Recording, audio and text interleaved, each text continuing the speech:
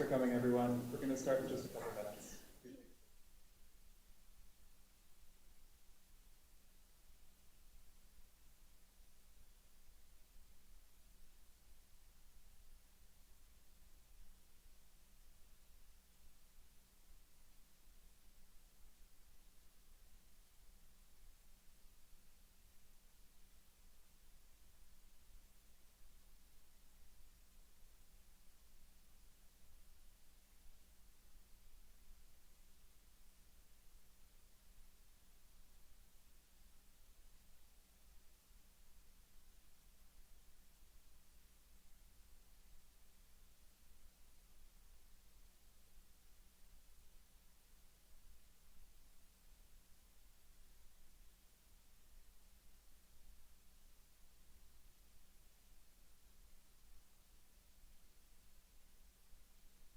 Local District Council of the Urban Land Institute.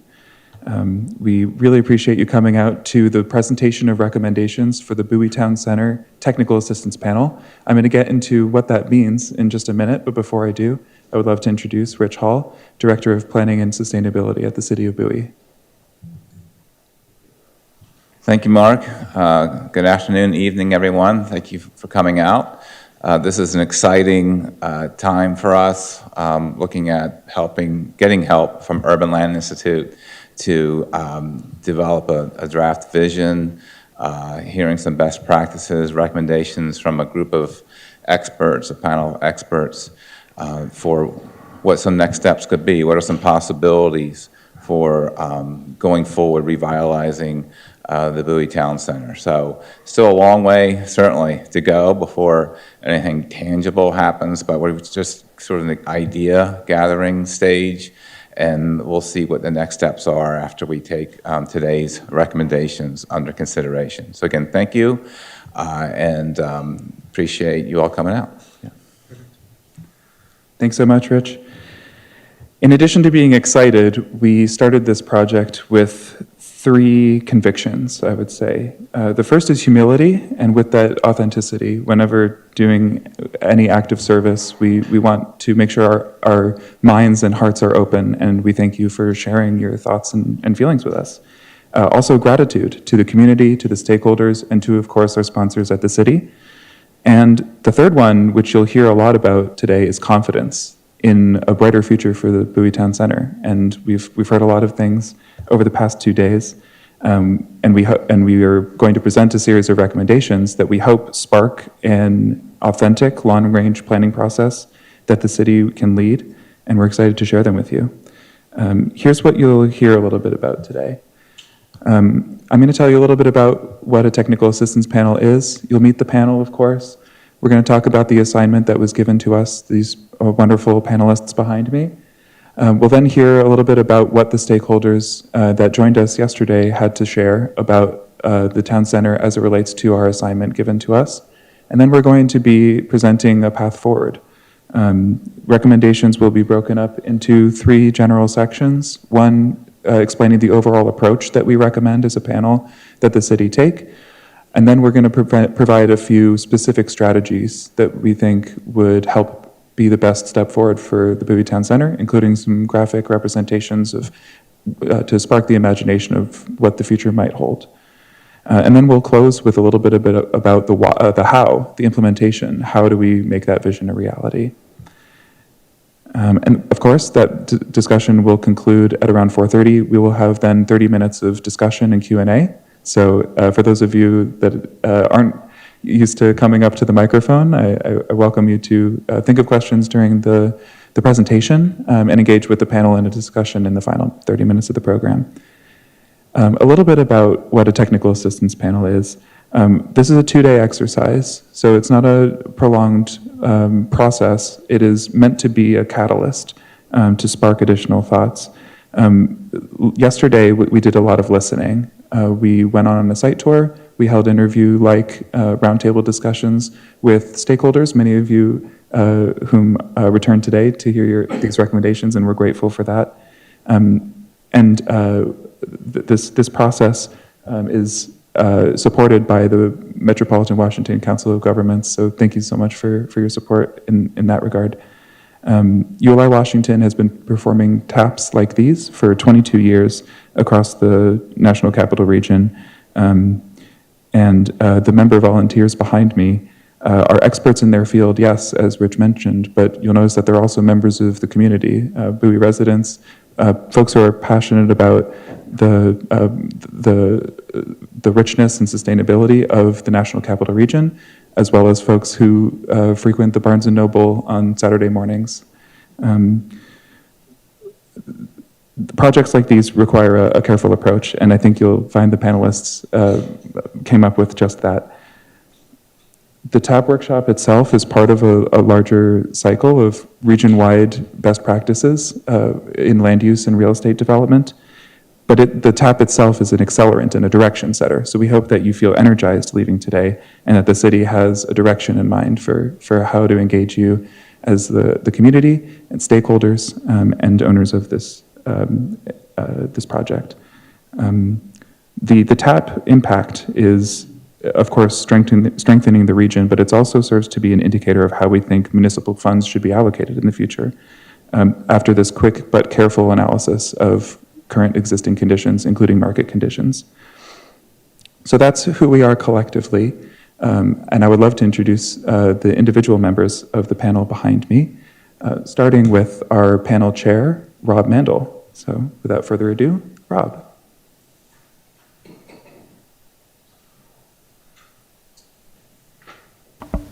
Okay, thank you very much, Mark, and thank you, Rich and John, for inviting us here.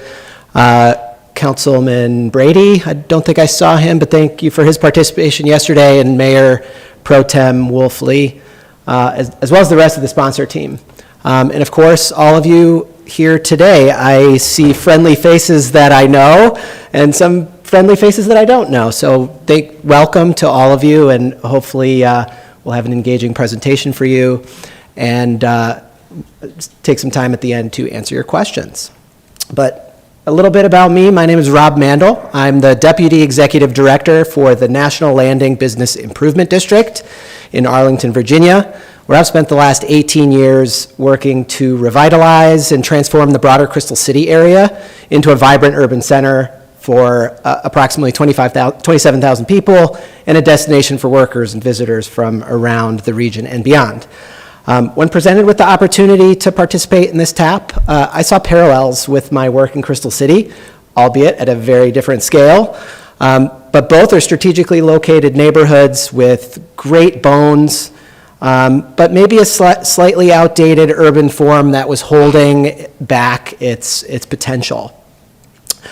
So though the scale is different, the fundamental strategy for success is really the same. And that's about building coalitions with the community to co-create and realize a shared vision for the area. So that's a little bit about me. This is actually also my fourth TAP that I've done with ULI, but my first time chairing. So give me some grace. But with that, I'd like to pass it along and have everybody on the panel introduce themselves. Sure, thank you. Good afternoon, everybody. My name is Dawn Pitts. I'm currently a Senior Investment Director running Conrac Solutions Capital, a small infrastructure development company. My background is in real estate development, real estate finance. I've worked in the industry for roughly 20 years. And I think more importantly, I live in Bowie. And so being a part of this TAP was something that was really of interest to me, in part because I spend a lot of time coming to Bowie Town Center. I cycle, I run, I use the dog park down the street.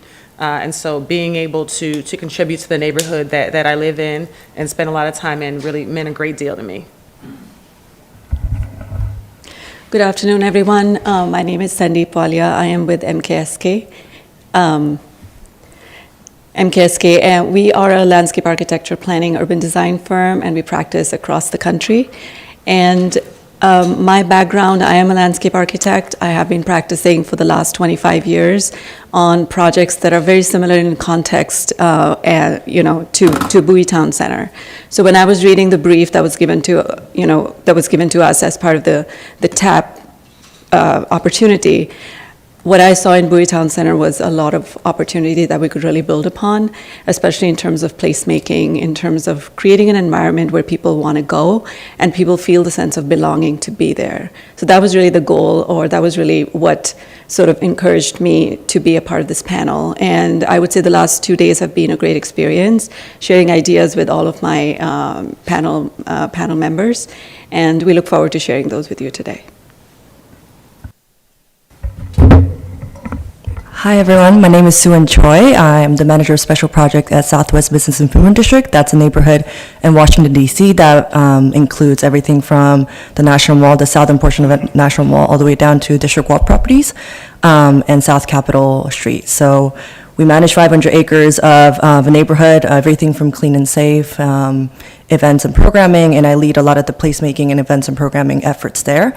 I specialize not in changing the built environment, but how do I look at a built environment that is in place and get people to become excited about it? How do I activate underutilized spaces that, with art, with events, and different creative strategies to get people to think differently about a place. So when I looked at Bowie Town Center, I thought it dealt with a lot of questions that my organization and I personally deal with every day, and I'm happy to apply some of the stuff that I learned from my practice to Bowie Town Center. Sharing the microphone here. I'm Michael Schwartz. I'm a principal with David M. Schwartz Architects. We're located in Washington, D.C. We practice both locally and around the country. I've spent a good bit of my career working on urban planning, master planning, and mixed-use projects. Oftentimes projects similar in size and scope to Bowie Town Center. I had an opportunity to actually walk this project shortly after it opened. The developer invited me to come over and take a look at it. We were getting ready to do something with them in another part of the country, and he wanted to show me around. So when I saw this TAP, was looking for members, with great interest I applied, because I thought it would be interesting to come back and kind of see the place some 20 years after I had seen it when it had first opened. So I'm pleased to be here today. Thank you. Good afternoon. My name is Lu Ho. I'm a principal with Cityscapes Associates International. We do urban planning, design work regionally, nationally, and internationally. And you can see we all from different backgrounds, and we all volunteer for this type of work using our experience. But I take this, we all take this very seriously. I've been visiting the sites before the TAP, 2 days TAP meeting. I've been visiting the sites 3 times on my own time, and I learned a lot from this, and I'm ready to contribute my experience from other places and to make this project a great one. Thank you. Hi, I'm sorry. Erin Ezel, Sustainable Design Leader for HOK, which is an architecture firm in DC. And while I've been in the region for 15 years, I've been a resident of Bowie for the last 8. So this TAP is a really exciting opportunity to get to bring what I do in my everyday life back home and, demonstrate the values of sustainability that Bowie has at large in the opportunity of the Bowie Town Center project. Hi, Dan Averitt, principal with Parker Rodriguez. We're a planning landscape architecture company. I've spent probably half my career doing very large master plan communities, including Beech Tree just down the street. Was on that for 25 years, so I kind of understand like large scale land use and how all that goes together. The other half, we've been doing a lot of urban design and really urban mixed use, and we wanted to bring that here and kind of reassess what Bowie Town Center could be and how it can change and how it can adapt to meet the community's needs in the future, and we're excited to share our findings. Hello, everybody. I'm Susie Ann Batista with the Department of Planning and Development with Fairfax County, Virginia, and I oversee the urban center section, and I spent probably the last 15 years of my career working on the implementation of long-range plans, so taking that plan from something on paper to really making that happen. And I'm excited to offer my expertise and to be a part of this panel and helping to re-envision Bowie Town Center. Amazing. Thank you, everybody, for sharing your expertise.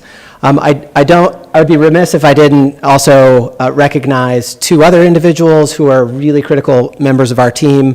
One is Jody Caden over here on the left. She is our report writer and will compile a lot of what we are presenting today and really synthesize it into a final report over the course of the next several months. And then also our fellow panelist, Jonathan Bush. For good or for bad, he was called back to the office because the federal government opened.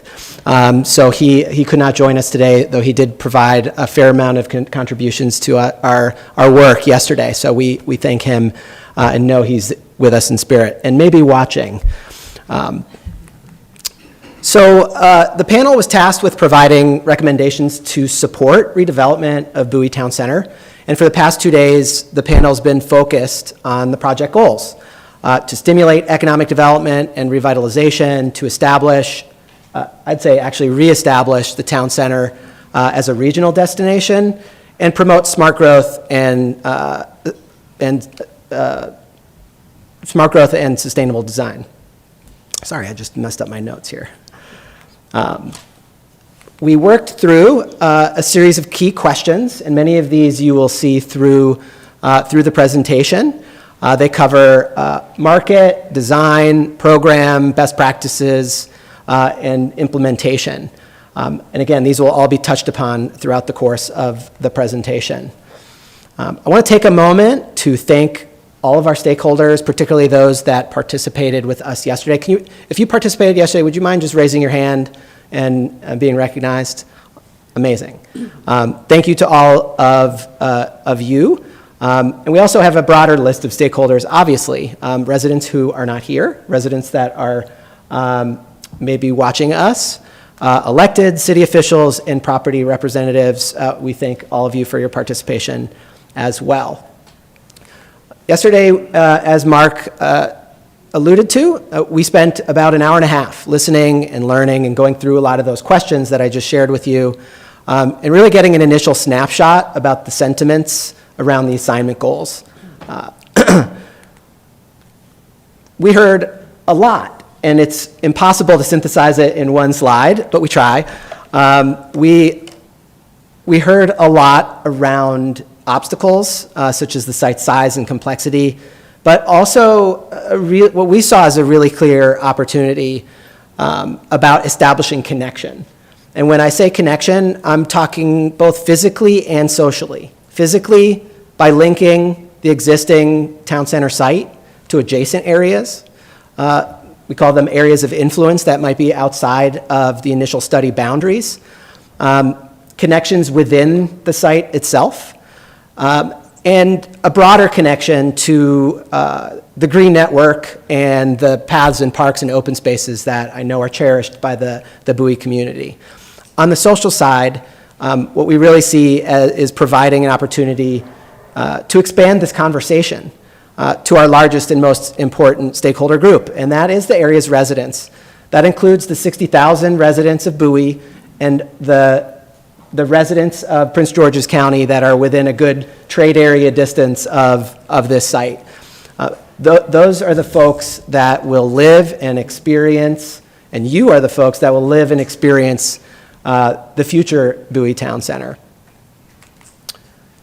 So one of the things we learned particularly quickly is that this conversation is extremely timely. Probably not news to you all, but at over 20 years old, the Bowie Town Center has, to put it politely, entered the later stages of a typical retail center life cycle. Retail centers and malls really have to undergo a refresh pretty much every 10 to 15 years in order to just remain competitive. That's a typical industry standard. Embodying a dated format trend, as well as facing competitive headwinds from other market centers around the area, many that are closer to Bowie residents than Bowie Town Center is. The Bowie Town Center will continue to see decreased patronage and increased vacancy without any transformative change. Meanwhile, established city policy is directing new growth into key town center zones, like Bowie Town Center, to help maintain the character of Bowie's residential neighborhoods. It's an important point. And then more recently, the city's economic development and planning teams have already initiated an important effort to rethink the Bowie Town Center, which included a really important recommendation to initiate a community engagement process. And that's really where I think where we want to share our biggest thought. And if there's one thing to take away from today, it's really about crafting a co-created community vision for the future of Bowie Town Center. A true town center really embodies the community that it serves by providing places not only to shop and work, but also to live and play. And I think to a great extent, it's missing a lot of those components that are required for successful town centers and neighborhoods, and that's the live and the play component. So I think I speak for the entire panel by re-emphasizing this idea of a co-creation model where through community engagement, we're able to produce a shared vision for what the future of Bowie Town Center could be. Now, I threw out this date, 30-year horizon. That's not a validated date with anybody from the sponsor team, but I think in the world of how long these things take, it's not unrealistic. I shared with you, I work for the National Landing Bid and have been working there for almost 20 years, and we're only now just seeing the fruits of a plan that was passed back in 2010. So a little shorter than 30, but we had some catalysts recently. One thing I want to acknowledge as a first step is what are we talking about when we're talking about the Bowie Town Center? I think traditionally, Bowie Town Center represents the retail shopping center. And I think we're trying to suggest that we think about it a little bit more broadly. I know that the sponsor team has already been doing that by linking Bowie Crossing with the Bowie Town Center shopping center in terms of thinking about how to proceed with a vision. But we actually are recommending we go a step beyond that. What is not included, though it's referenced, it's in the sponsor efforts, what's not included is really a holistic view of how you bring in the assets that are in that area of influence that I referenced earlier. The gymnasium, even the office park that's across the street. The office market is an extremely volatile place right now, and there may be opportunities to be rethinking about that in the next 5 years, let alone the next 20 or 30. So we thought that would be a good idea.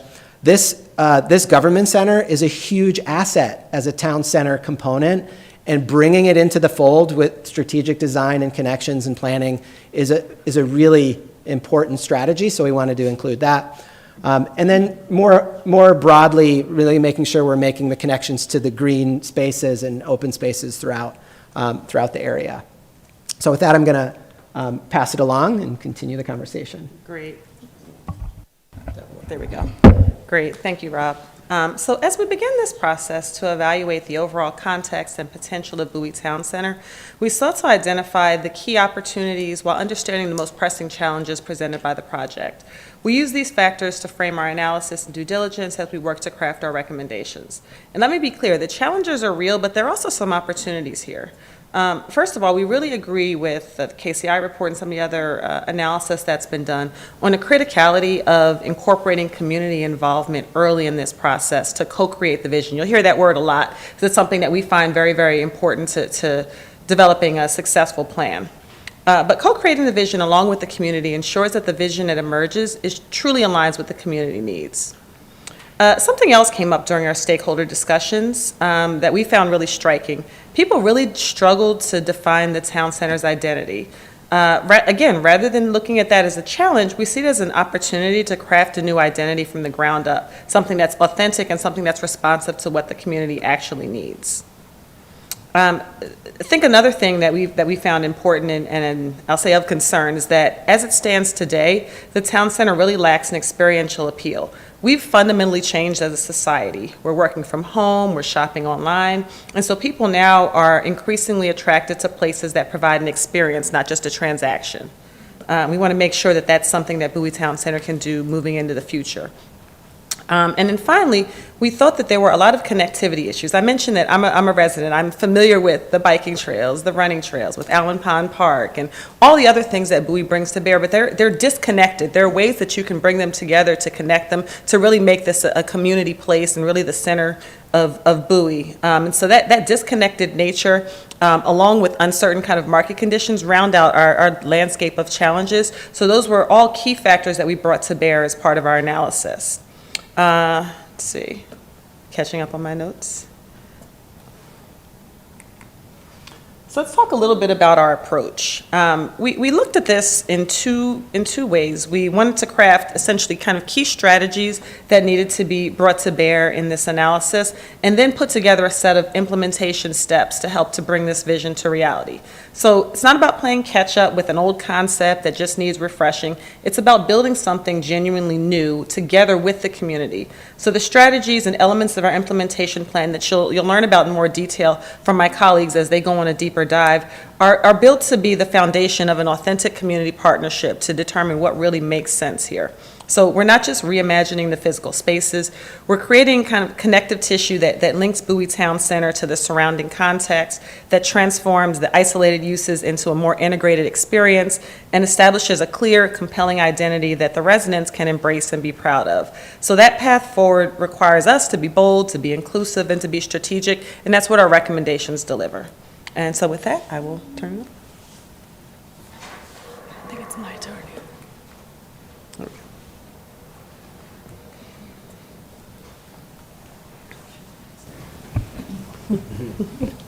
Musical chairs. So recognizing that Bowie has some very clearly defined sustainability goals through the Climate Action Plan and Sustainability Plan, the size of Bowie, increased opportunity for human-nature interaction, increase the access to healthy foods, and those may be even, locally grown foods. And then we're all very focused on comfort. And if we're not paying attention to comfort, then we're not going to draw people into the space. And so one of the ways to look at the comfort piece of it is through the microclimate. If you want people to be active, I'm advancing the wrong slide. There we go. If we want people to be out and about and spending periods of time outdoors at Bowie Town Center, then you need to think about their comfort in the outdoor environment. And that includes looking at different seasonal conditions and activities that are happening. In the summertime, the sun is overhead, higher sun angle. We want to create shade so that people are comfortable outdoors. But in the wintertime, you want them to get to experience that sunlight and be warmer while they're outdoors. So those are some considerations that can be integrated into the massing, the layout, and the programming of the public realm. There we go. And then there's also an opportunity right now. I think we have some metrics later, but right now you can tell there's a lot of hardscape. And in re-envisioning Bowie Town Center, we can really leverage the opportunity to bring in a lot more green space that creates stronger connections to the existing trail network and parks that are kind of leading up to the boundary of the shopping centers and then stopping. But we really want those to come through and around and connect to each other. So as my panel members just mentioned, the first step we took was really establishing the connective tissue for Bowie Town Center. So what we did is we kind of zoomed out a little bit to identify what some of the key assets are surrounding the site. So we looked at existing parks, we looked at existing trail system, not just to the north of the site as well as to the south of the site, and trying to establish a network of spaces and creating a hierarchy of circulation that would allow us to create a multitude of open spaces that the community can actually be coming in to make a place of their own. So what you see on here is essentially, a reaction to what's out there right now. But what we're trying to establish here is the idea. And again, as we get further into the plan itself, some of these components may shift a little bit around the site, but overall the idea is that this overall connectivity is super important for the success of the town center. We often, as landscape architects, planners, we always talk about how circulation can make or break a space. And this is really sort of, implementing that idea in a very strong way to create that hierarchy and to create the major spaces that people go to. So what you see in let me see if I can, oops. The trigger on the bottom. Can you use the laser? Sorry, which? Trigger on the bottom. Trigger. Trigger Oh. figure, yeah.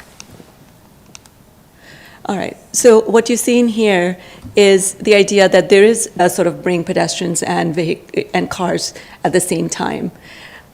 The second level of circulation, which you see out in the loop, is sort of, the second level of connection, which is where we could look at essentially creating or adding some plaza spaces and all that, and also to emphasize some of these north-south connections, which can become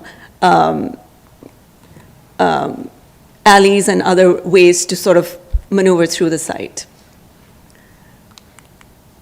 So on this sheet, you see some images that sort of start to identify what some of the spaces would be. So looking at bridges, plazas and parklets, alleys and paseos, walkable and bikeable corridors. That would be super important to establish and sort of make sure that the conflicts are addressed in a very strong way from the very beginning, when the redevelopment plan is being worked on. And then also the idea of pedestrian streets and intersections. So here are some images that you can kind of see, plaza spaces, some of these alleys and walkways that could integrate art, seating, to create some more exploratory spaces, scattered through the site.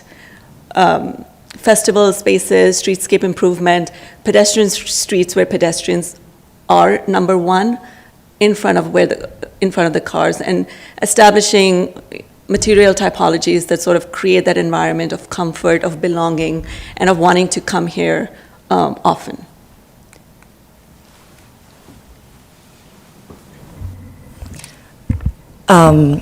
So in recognizing that Rob just mentioned this is like a 30-year approach that we may project in the future, we also recognize that there are immediate things that we could do that are quick wins that doesn't require built-in infrastructure or big changes in the built environment and what's already in place. So when we talk about phase 0, we're talking about the quickest wins, the lowest hanging fruits that we can already do to add some vibrancy back to place. One of the reasons, as we go through this, I'll show you a map of different zones where we place phase 0 opportunities, and you'll notice that I didn't actually put a lot of the Bowie crossing, but I've concentrated on the Bowie town center part, especially the 4 buildings that the Nile Equity Group owns. That makes it easier because it's one owner, and as an urban planner, I'm jealous that it's a private property and you don't need to go through permits to add any art, and it makes it much easier to add any placemaking opportunities and events as a developer wishes. And I think there are 2 pillars of phase 0 opportunities that we can look at. One is placemaking and programming, so that constitutes what Sandeep mentioned a little bit of placing art, placing movable furniture that encourage people to stay, as well as activating these places with events that signal to people that these are spaces that we are programming for you to use. And the other part of this is repurposing usage. What are the underutilized retail spaces? What are sidewalks that are overlooked that could be potentially turned into places we can play? And the two pillars will create synergy to create an experience-based destination rather than just a utilitarian shopping mall that people go to and get one thing and exit out, but encourage people to come and play. Oops. Okay, so let's go through these maps. My colleagues here are designers, but I'm not, so I just place dots. But hopefully this is interesting enough for you. There are a couple of different zones that I've zoned out. The red zones are activity zones. The purple zones are gateways, and the yellow zones are entertainment. And then I won't go through too much of the street network. I think my co-panelists will do that. But in terms of thinking about the main gateways, there's a Princeton study that says like it takes 1/10 of a second to make an impression on someone. So this is Bowie Town Center's opportunity to use that 1/10 of a second to make impressions. The big purple circles are the main vehicular and pedestrian access points, and these are places that you signal welcome to Bowie Town Center with maybe architectural, interesting architecture that the signal this is Bowie Town Center, maybe with seasonal decors that get people excited to celebrate the holidays that's coming, or 4th of July, or whatever it is that is appropriate, and also clear some wayfinding signs. This is, and with the Bowie Crossing, I think it's 123-acre site. It's a huge site. People don't want to walk from Macy's all the way to the furniture store, and if they're lost, it probably frustrates people. So how do we clarify wayfinding signs at the main vehicular entry points? And then there are these fun alley opportunities where I think currently it's pretty anticlimactic to walk from the parking lot and go through these dark alleys and go to your retail.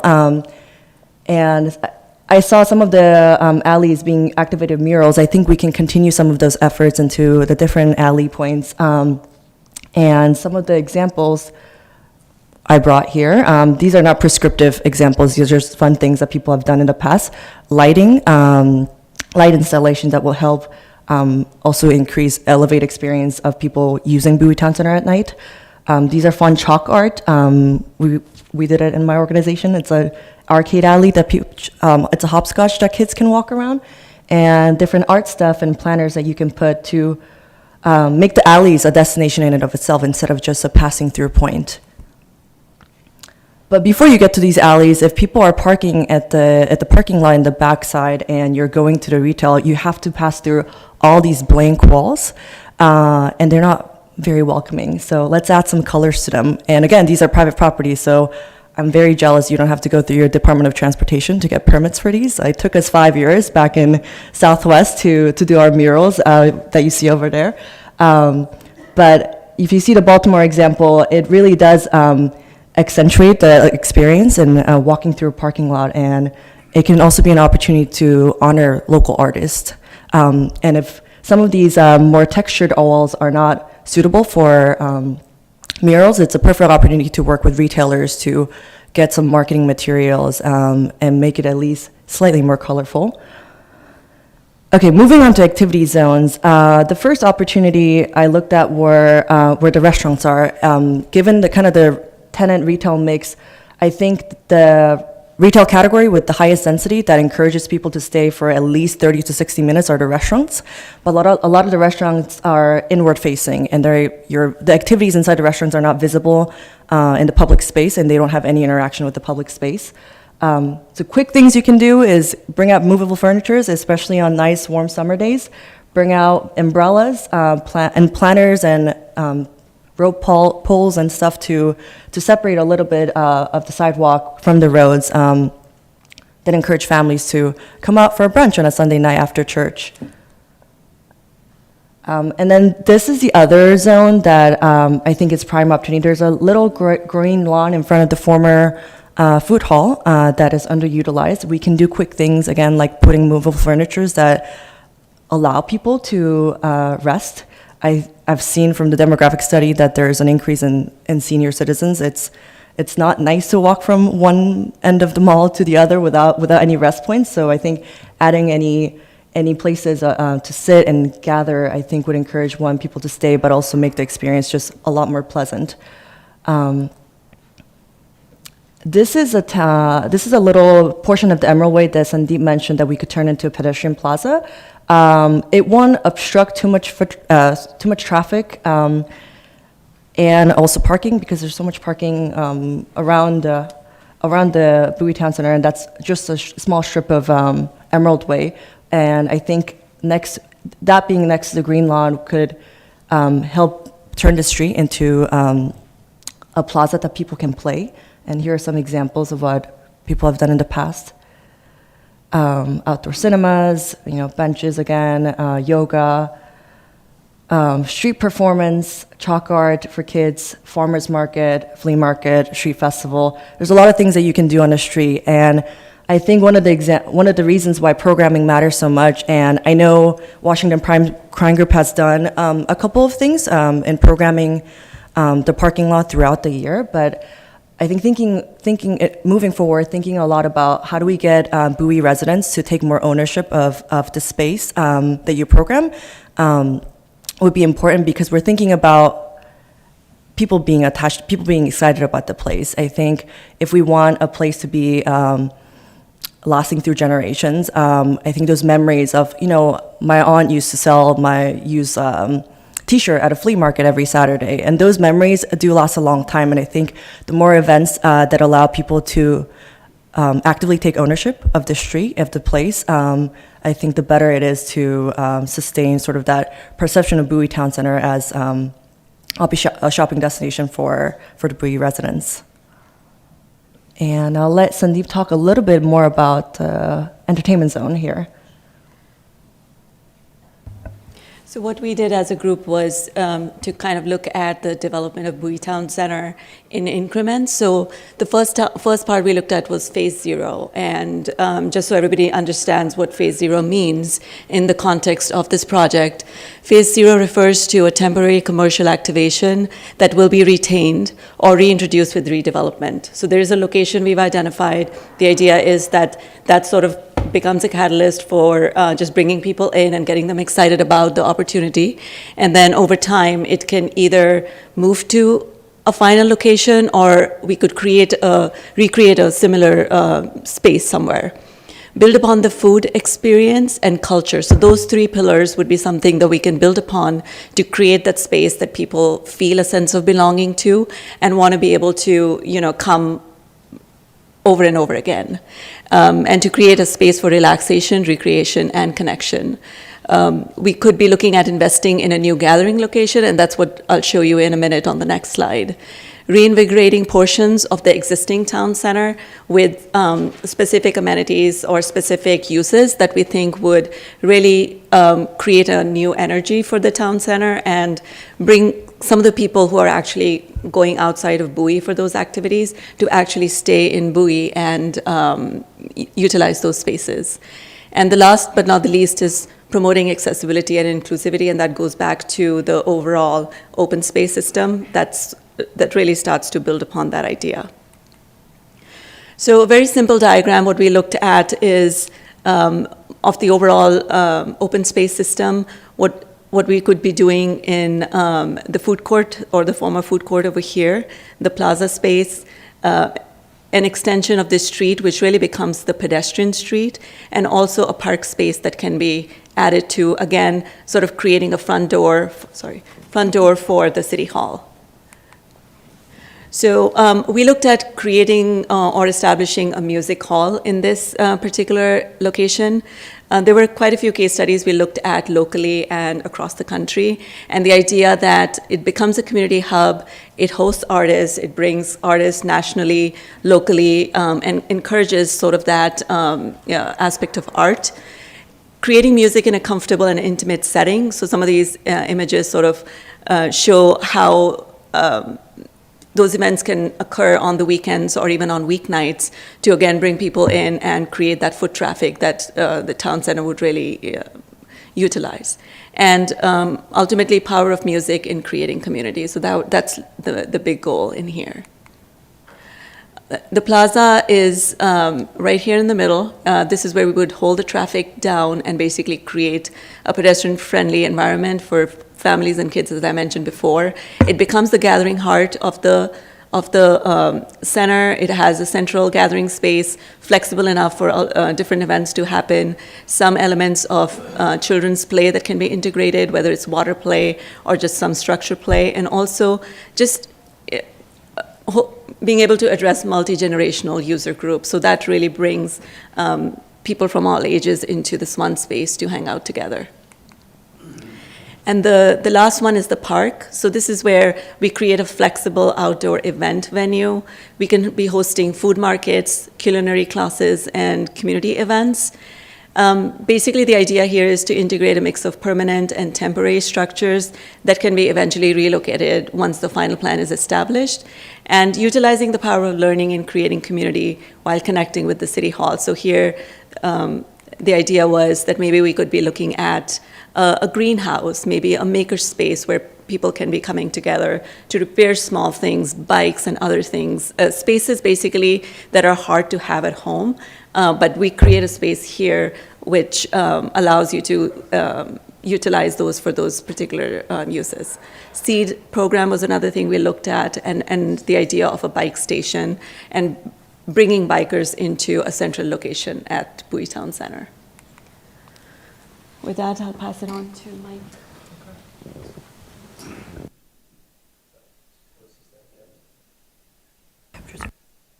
Okay. So, as Rob mentioned at the beginning, we think that the master plan for the site ultimately is something that's a product of input from the community, the city, and the property owners. It would be presumptuous on our part to, over the course of 2 days, to come up with a master plan. However, in the time that we did have together and meeting with some representatives from the city yesterday, we wanted to share at least some of our initial observations about how one might approach thinking about a redevelopment or more appropriately, I would say, a transformation of Bowie Town Center into sort of the next version of Bowie Town Center, as these centers do need to evolve. I think back to Rob's point about retail and kind of the need to freshen it up every decade or so. I think it's important to first understand that what's out there today is effectively a shopping mall with no roof on it. It's an inward-facing retail event with a series of commercial pad sites that front onto the surrounding streets. So you've got a series of varying size retail pads up along Collington, and you've got the shops at Bowie Town Center along Evergreen to the south, and of course the main two anchor department stores, or former department store in the case of the Sears, the inline shops, as they're referred to in the mall industry, that stretch between the two anchors. And I think those two, and then a lot of parking. Roughly 35 acres of parking, 1.5 million square feet of parking. So that's a lot of asphalt that you have to sort of play with as you reimagine what this could be. Now, I'm sure there'll still be cars here, but there's lots of ways to store cars other than just on 35 acres of asphalt. In terms of the road network that's here now, it's actually a pretty well-served site. You've got good circulation around the perimeter of the property, and for the moment I'm just focusing on what we're calling the Bowie Town Center and not the crossings parcel or the pieces across Collington to the north. However, so at the same time, these are very, very big blocks of space. A typical comfortable walking block in a downtown area where one might feel comfortable is 200 to 300 feet from intersection to intersection. Intersections create interest and variety. Here, the spacing between intersections is probably somewhere, in some cases, it's on the order of over 800, 900 feet. So a lot of these, especially in the north to south, a lot of these, and I think Sandeep's diagram showed more north-south connections across the site that could be built over time, and we can begin to connect this project to some of the surrounding neighborhoods. So it's not walled off by a sea of parking.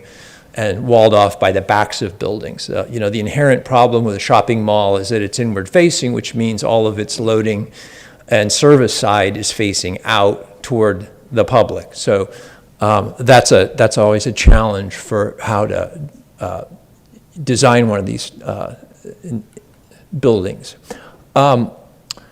Opportunities and challenges relative to the land ownership. The good news is that there's one ownership for the center of the project. The bad news is there's still a whole bunch of owners.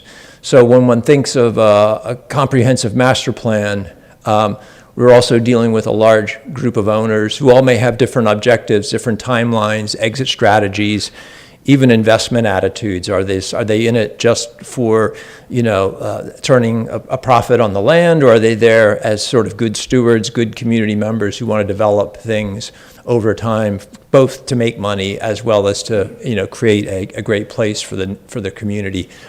It's probably some of all of the above.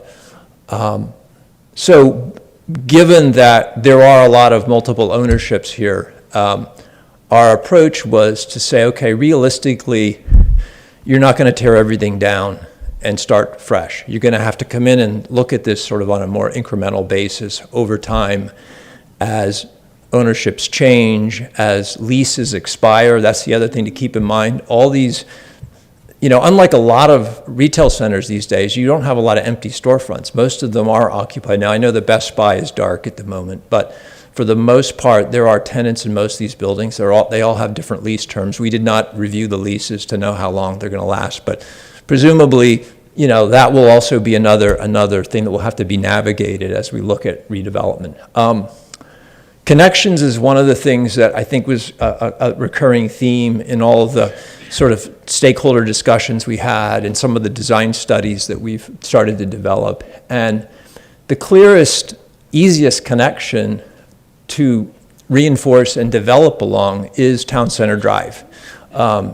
It does already cross the site from north to south. It connects into the neighborhoods to the south. It connects both the shops site as well as Bowie Town Center proper, as well as the office site to the north. So, and it's the one piece of the center property that actually daylights out onto Collington. So it has sort of good bones, you could say, in a way. So we think that if one were to start somewhere with new development, that would be a logical place to begin. And on the sort of the softer touch side of that could be something as simple as looking at the streetscape. Currently, the interior of the project is all parked with angled parking, which takes up a lot of room. It's convenient, but it also takes up a lot of room. And so the resulting streetscape is I would say, modest at best. And the tree canopy is a little bit suffering. So we think that if you were to reconfigure the parking on Town Center Drive to a parallel configuration, you would free up an additional 9 feet on each side of the street. That would give you more room for a more generous landscape, as well as more space for things like outdoor dining and the like. The architecture is ho-hum. It's very much of the time it was built. It was attempting to sort of mimic a main street, if you will. But I think one of the early moves that the owners could make, that as tenants come in and leases are renewed, there could be an opportunity to just put better facades on some of these buildings. And we're not promoting any particular style here. These were just some that I could easily find. Some projects we've done, but these could be traditional, modern. I think that's an interesting conversation that the city can have with its citizens, and sort of what is the vibe of Bowie, and what should the architecture, if there is. I would argue for variety in a downtown setting. But that's sort of a first move. The next I would say, when we're looking at thinking about new development and something other than retail, since we already have a lot of that, is to start to look at some of that 35 acres of parking and how can some of that be put to better use. And if we continue on down south on the map on the right, the sort of the southern end of Town Center Drive, we could begin to imagine, I mean, you've already got, the street is set up, it takes you right to the center of where Sandeep and Sonnen were talking about energizing some of that core area with some entertainment uses and enhanced outdoor space.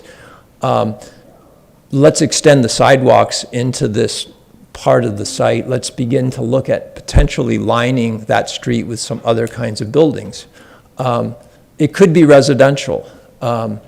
Anything that we add on this side of the project, I think, needs to be appropriately scaled to the neighbors across the street. So these are just some of the residential buildings that are on the southern, in the neighborhoods south of Evergreen.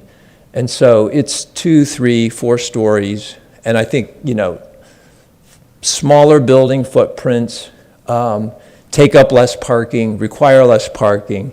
They're more manipulable. There's a building type that's being explored now in housing called single stair buildings that allow you to do smaller buildings. So you're not getting necessarily these enormous, long, sort of what they call the Texas donut podium wrap buildings. So I think there's some exciting and interesting ways in which even housing could be incorporated onto this property in an incremental way. Continuing that thought, one could continue to develop further south, start to sort of spread out along the north side of Evergreen to sort of capture the north side of that street and create a more walkable environment, as well as some of that parking lot at the shops could also be a potential site further down the road, so that we begin to knit the town center into the neighborhood to the south and create a really pleasant walk for people to get to and from the center of town. Now, if we move our eyes to the top of the map, imagine now we're 5-10 years into the project. Some of these pad sites may become available at some point. This side of Evergreen is now closer to Collington. We think this side of the project could withstand a little bit more density, a little bit more height. So we think here's an opportunity to sort of refresh, get rid of some of the little one-story buildings that you almost don't even see because of the way the land drops, and begin to imagine a slightly taller scale. You know, again, not high rises, but things in the 4, 5, 6 stories could easily be supported if the community's good with that. But I think, you know, one of the things that's important in these kinds of places is that you do bring a critical mass of people to the site. So while I know density is a bad word, I think if it's handled appropriately with good design, I think you can kind of balance the need for, you know, the economic return that the city's going to want, along with making a great neighborhood. So I think this is a big enough site. I think in summary, you can accommodate a lot of different types of buildings. I'm just talking about the residential component here along Town Center Drive, which isn't to say that there aren't lots of other uses, civic uses, institutional entertainment uses that can be part of this site. And this is just looking at one narrow band of the site from the north to south. Lou's going to now talk a little bit more broadly about the overall site, as well as the crossings across the street, looking at how one might begin to think about how to program a much sort of larger picture for Bowie Town Center. And just as a time check, I think we have 3 more components, if I'm not mistaken. So just make sure you're thinking about leaving enough time for questions. Thank you. Well, thank you, Rob, and thank you, Mike. Oops, how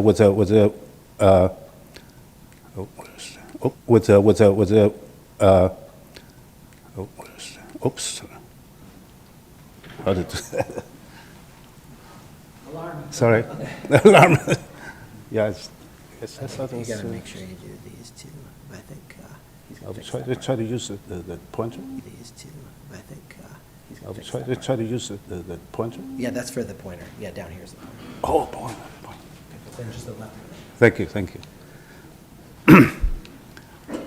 So we're going to show you one of the things that one of the alternatives we developed our intern development, but also we want to. Oh, I wasn't okay. Yeah. Also, yeah. we're going to focus on the infield development approach, but also we want to explore how we make this. We talk about the identity of this project and the identity of the Bowie community as at large. I think. Oh, okay. So this is one alternative. So we're talking about. We could. We could use the parking lot immediately to start some housing development. We could start off with one section, and if it's successful, we can go on with others. But generally, in this this area, we could do housing development along with those existing major anchor stores, if they are still can survive or this can do more successfully, or before we find alternatives or anchor stores, new anchor stores. But also, other than the housing development, so we'll also hopefully maybe add some office developments here, or at least team up with or partner with Bowie State University to get some of the students come here to do some incubator type of development, and this could be a hotel. This is just schematic things, but I think most important we should just, use this area to develop a cultural hub for the whole area. This is more of my favorite scheme, which if we could not find a really strong anchored stores for the two major anchors, we could turn this into a community, really a community center of this of the Bowie city. One of the things we want to do is with all the housing developments going success, which is our colleagues already talked about, but also if we can turn this, the central axis into a complete community green without streets going through, and we know, stores without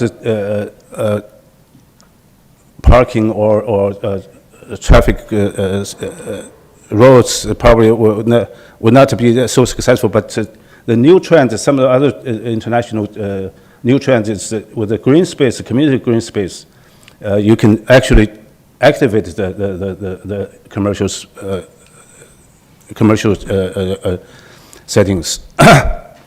Especially, I was thinking, if we can incorporate some kind of historical cultural themes and from the old town Bowie and the community in general, to put it inside this central green, and I think this is going to become a real community place with all this mini greens around. And also, I want to emphasize this importance of make a kind of children's place, which will become a draw to the center, to work with all these areas. Okay, this is one scheme. This is a crossing site. This is an existing crossing site, and basically this is basically the office. So in general, we think there's two. We also developed two alternatives for the site, and that's all I need to present. Thank you. Thank you, Lou. Thank you, Lou. Next, I wanted to show a diagram that's a little more, I call it an illustrative diagram. It's got some character to it, but it also starts to show how you put some of these on paper and how you connect it. So kind of what Michael was talking about, the town center has good bones. We don't need to raise it. There's not major functional problems with it. There's a few little issues which are, where's the laser pointer? This little guy? Trigger, got it. Your pointer, this little guy. Trigger, got it. I'll try not to blind anybody here. Part of the problem, I think, in town centers today is the connection to, the main street. It's a little bit hidden. I don't know, we've seen this before, it's kind of like when you do an inside-out mall, you can't see the stores, you can't see where it is. So if we're going to activate this town center, we're looking at, kind of bringing that into the heart of it, as well as kind of that north-south. And then bringing, traffic in. If you close the street at some of these points, traffic can still circulate around just fine, get into, parking where it needs to go. But, overall, it's got good bones. But as we really start to step back and look at the larger, picture of Bowie Town Center and the Bowie Crossing, you start to see some patterns here. You have the East Coast Greenway, which comes along Old Collington. We have the big pedestrian bridge that crosses here, connecting those pieces through. We have the big pedestrian bridge that crosses here, connecting those pieces through and allowing people to get into the town center or circulate around. We're actually connecting bike trail around to kind of that Central Park, down around Mill Pond, and then down to Allen Pond. And the way this all connects together, that's where people start to say, oh, this is part of my community. I can walk to it. I don't have to get in my car, kind of drive all the way around the Horn to get into these places. And that's where, it starts to become a true town. I think, part of that is putting the capital T and the capital C in town center. And, it starts to become part of the community. Connecting the city hall into that, creating that connection. When our site tour yesterday, we had to kind of walk over a little hill here, down a little, worn dirt path that was like a cow path. It's kind of what you see at universities where they go and they put a sidewalk in later. But, creating those, intentional connections. This is just an alternative, kind of that town green, that central green, kind of that ground zero piece. It could become, a music hall at first, and we could add a food hall on later. But that's kind of that open, porous piece that connects to the park. We could do, another civic use here in the future. So then, as adding these greenways in kind of east to west here, we're looking at that actually can capture some of that stormwater and actually filter it, clean it before it gets into Mill Pond down at the bottom. And then you have, it becomes part of the landscape, and it's actually beautiful, some of the images that Aaron had showed. So, we're really thinking cohesively about the entire community. We have a lot of civic uses that are on the kind of the west side over here. We want to bring those right in. There's not a direct connection. There's no real good sidewalk connection in. We really want to connect this, every part of this into the community. And then that kind of that central spine that goes up to the office building. What we've kind of shown is kind of the red outlines are kind of the street walls. People like to walk along streets. Some of the images of streets that we saw, the buildings are up near the street. It feels comfortable to walk. It feels safe. Eyes are on the street. And that's part of, just addressing safety. I know we heard some comments about, worrying about safety within the community. Parcels in the middle start to develop. You can connect these in, 20 different ways, but this just kind of give you an idea. You can have tree-lined streets. You can have, cross connections. We've left these parcels to be large enough to be developed, with in an efficient, economical way so that people want to come build here. It's not going to be too hard to build. They could also be some of those smaller buildings that Michael was talking about, that get kind of plugged in, and it's a little more smaller, incremental. Maybe that's the way the community wants to develop in terms of the size of elements. But, there's plenty of opportunities. Like we're saying, retail does go through cycles. These can all, get different uses, and I think that's part of the community engagement process. And, bringing in the community, what do you need? What are people going out of Bowie to go find? It's to find that experience. And I think we've heard that people are going to Annapolis, they're going to other, shopping areas that have what they want. And how do we bring that back here? And, kind of like the way these trends go, this could be the next, great, opportunity. Success in putting a vision in place and making it a reality.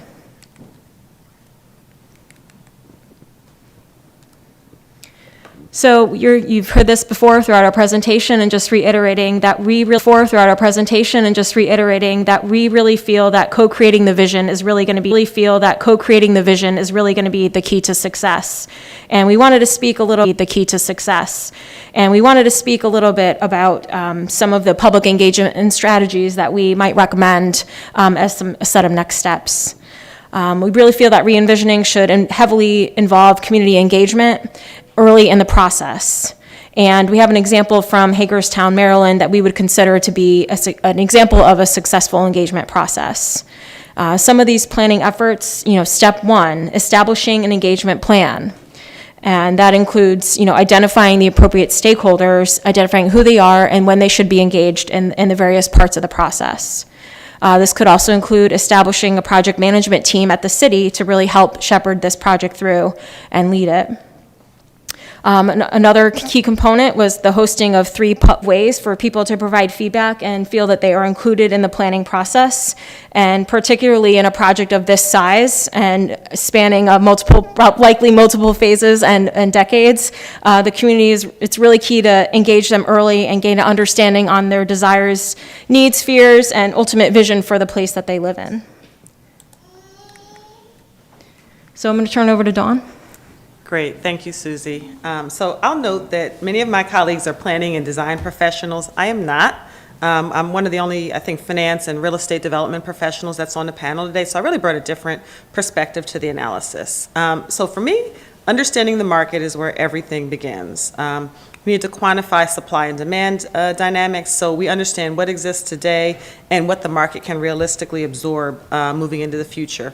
So we're looking at things like current inventory, occupancy rates, competitive offerings, and then projecting forward based on kind of what the actual market velocity is and using that to identify what the gaps where opportunity exists. These are not things that you want to guess at. And I just want to point out, I'm not saying that we're there yet. I think that co-creating the vision, as you've heard many of my colleagues talk about, is one of the first steps. But I want to note that this is something that's key that needs to be done in order to chart the vision for a successful program. Equally critical is profiling our target demographics and economics. We need to understand who lives in the primary and secondary trade areas, things like income levels, household compositions, lifestyle preferences, spending patterns, all the stuff that comes off as boring, but it's really important to understand. And this isn't really just about demographics, it's what we call psychographics. So it's what draws people out of their homes, what experiences are they seeking, what are they missing in their daily lives that Bowie Town Center could really fulfill. And then that gets us to testing the financial viability. Once we understand the market, we can craft a financial model, and it won't happen without creative kind of capital structures. So we'll also need to identify and deploy public incentives, things like tax increment financing or infrastructure grants. Those are the tools that really make a project possible. In addition, we want to think about structuring effective public-private partnerships, or P3 projects. They represent another powerful mechanism that can help bring this vision to fruition. So by aligning the public sector goals with private sector execution and capital, we can achieve outcomes that neither sector could really do alone. The key is structuring the partnerships so that the risks and the rewards are appropriately shared and all the parties are really genuinely invested in the success of the project. My colleague Susie is going to talk a little bit about some local case studies that were able to leverage these tools successfully. But just note that this isn't just an analytical exercise. It really is a roadmap to transform the vision for Bowie Town Center into a reality. And with that, Susie, I'll turn it back over. Thank you, Dawn. So yes, we wanted to touch on 2 case studies from Fairfax, Virginia, and some of these projects were previously mentioned in some of the group stakeholder roundtables that we had. So the first one I wanted to touch on is the Mosaic District. So the Mosaic District was established through a public-private partnership between Fairfax County and the developer Edens, which transformed a former industrial site in Merrifield, Virginia, into a mixed-use, vibrant center. In order to achieve the goals for revitalization that were outlined in the long-range plan, the Fairfax County Board of Supervisors established its first and still only Community Development Authority, CDA, with tax increment financing for the Mosaic District back in 2009.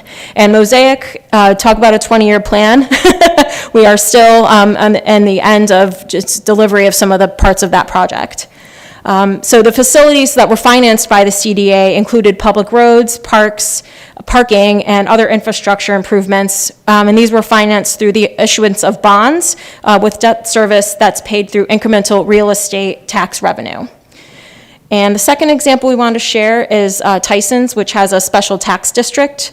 So when the long-range plan for Tyson's was adopted by the county board in Fairfax County in 2010, the board called for the establishment of a special tax district known as the Tyson's Transportation Service District, which funds transportation improvements through an additional real estate tax on commercial and industrial properties.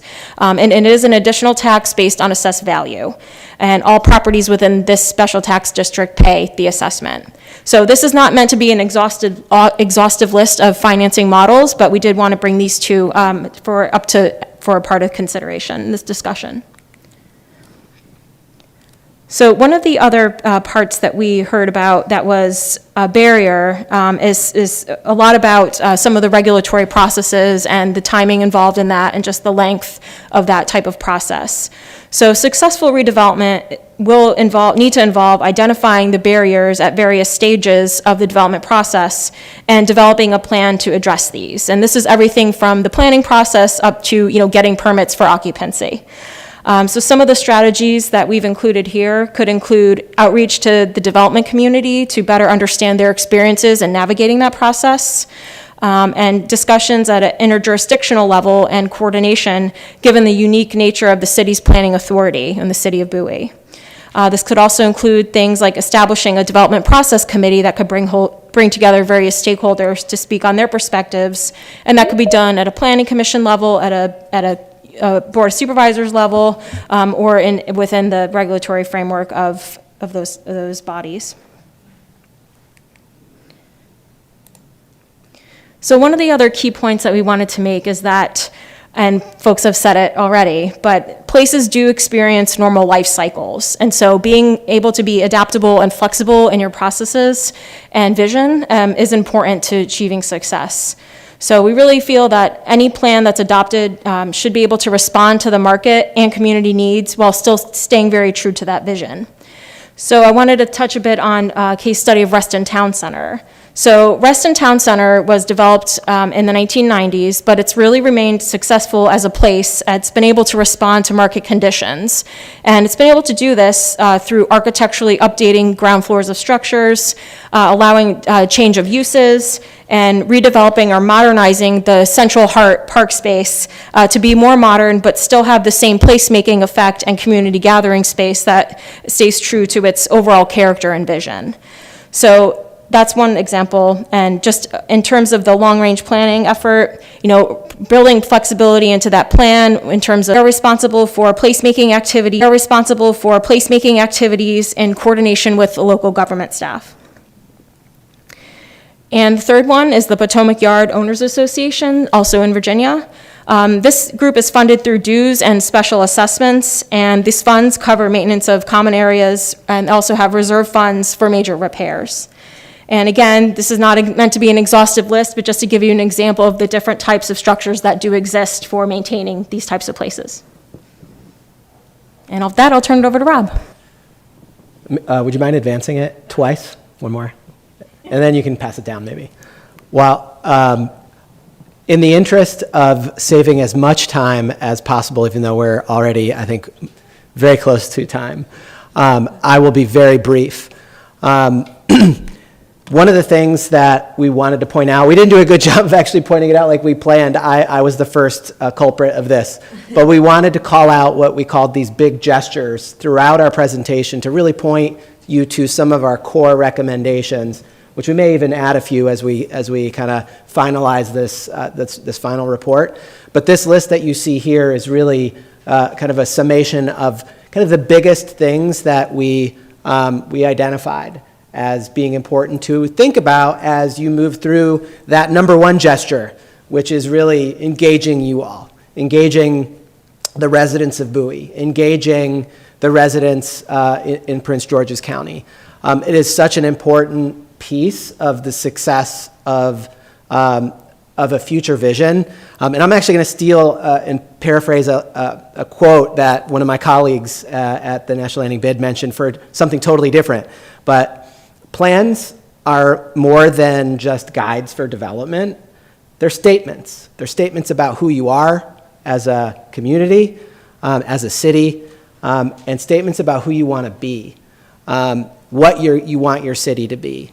And a new vision for Bowie Town Center can really serve to inspire and drive that transformative change to achieve that vision by directing investment, both from the private sector, which you need from the property owners, but also the public sector. You saw a lot of public infrastructure in a lot of these ideas and schemes that won't be able to be funded by private sectors alone.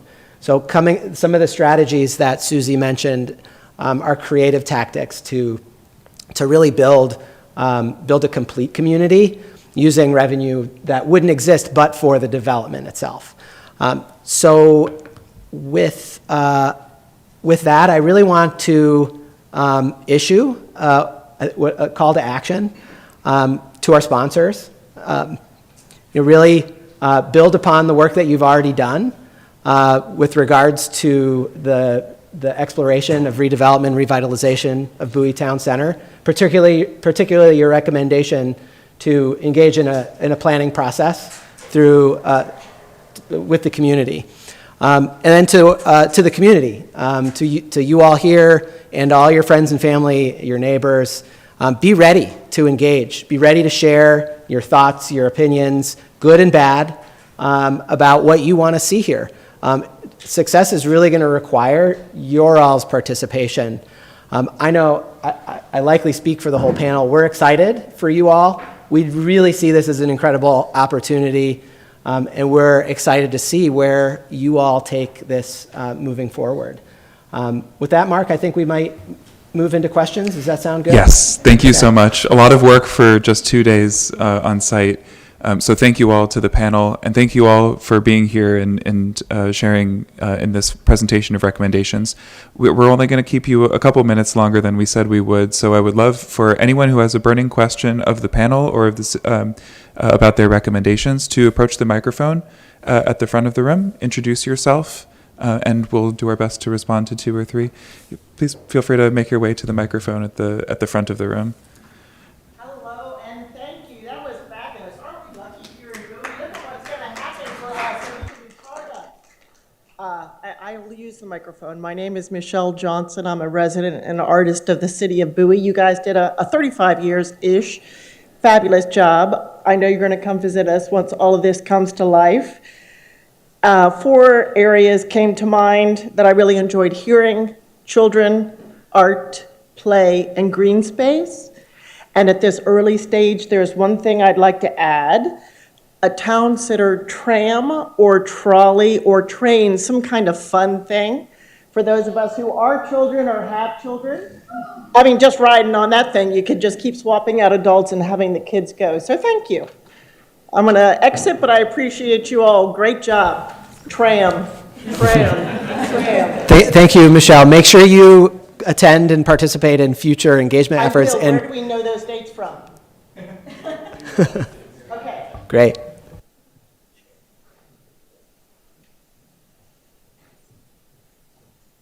Hello, everyone. My name is Jemiah Howard, and I'm a realtor in the city. And a few of you mentioned that you needed to learn about the vibe of Bowie to kind of make a decision about the town center. I just wanted to comment, a lot of the people that are moving into Bowie are moving for the new modern homes. There's definitely no shortage of those. They're moving for the modern finishes, but a lot of my clients that I work with that choose not to move to Bowie, it's actually specifically because of the lack of entertainment around Bowie. All that being said, we know kind of what to do to get there: more vibrant, more entertainment, more bold businesses. But I wanted to ask about your experience introducing, I guess, a town center like that without disrupting the people that have been living here for a really long time, who are kind of settled with the way that things are. What do you suggest to add? What did you suggest to add? I didn't get. How would you guys approach, developing a new town center, moving towards the way that people who are moving into Bowie are wanting, loud entertainment, bold, without disrupting the people that have been here for 40 or 50 years. I kind of like the quietness of Bowie. When you say entertainment, can you describe a little bit what you're thinking? Because entertainment could be lots of things. So I really liked, I think it was someone over here who mentioned like a music hall for artists to come by. That was a good idea. And I'm thinking places like a lot of people that choose not to move to Bowie choose to move to Hyattsville or Silver Spring. So places with a lot of very different businesses, but kind of abstract, I like someone else said that all the buildings should look a little bit different and not so uniform. So something like that. The Watchapel Town Center is a good example. They have escape rooms and a ton of other things for people to go do, like activities for them to be kind of amused by. Go ahead. I think when it comes to placemaking and like repurposing of usage, none of these examples that we've given are prescriptive examples, right? So we're not coming here and telling you should build a music hall that's gonna energize the area and solve all the problems. We're suggesting examples. The reason why we kind of zoned them out were it just makes sense for those places to be places of activities and gathering, and whatever the community deems is appropriate, whether it's skating, indoor skating that's a little quieter than a concert hall, I think requires a level of community engagement and community input to determine what that best use of entertainment would be. Yeah. And just to weigh in on your comment about, or your question about how to protect the current residents from the transformation as it happens, if I'm paraphrasing. One of the unique things about this site is there is no residential on it today. All transformations have some impact, traffic, construction, noise, but a lot of that is isolated to this site. As you get to the edges, surely there'll be some impacts. I kind of charge our city partners to help with mitigation on those kinds of strategies. But even in a place like Crystal City, where we've seen a drastic amount of construction amidst a working and functioning city, we have a mixed bag of kind of feedback around those impacts. People are very excited because it's happening, and the others who are kind of disturbed by the disruption. It is somewhat of a cost of doing business for transformation, but I think in the engagement process, making sure that those kinds of things are discussed on how do we minimize it, how do we restrict construction hours, what are construction routes, those are the kinds of things that can be part of those discussions. Thank you. Thank you, guys.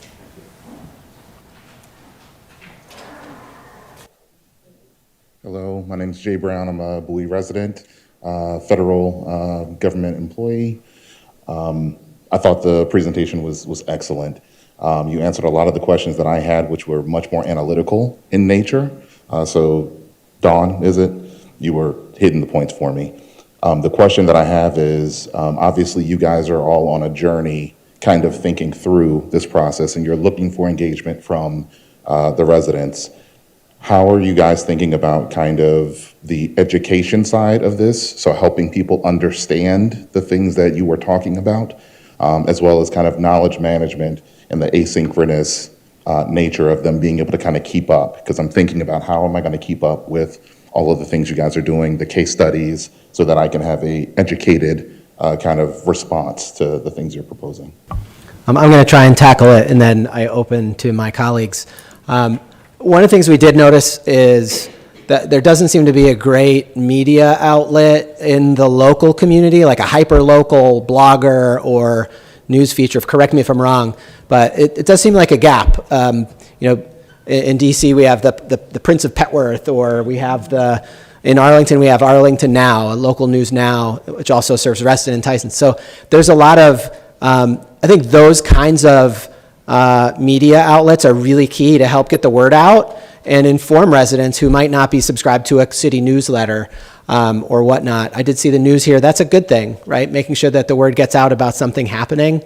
The other part about education, which maybe is what you meant, but I think if it's not what you meant, I still think it's important for me to comment on it, is is every good public process and engagement process about planning should have an education component, because not everybody is educated in some of these strategies. So there really needs to be paired with the what, a lot of the why, right? Why is it important to have wide sidewalks, or why is it important to have outdoor dining?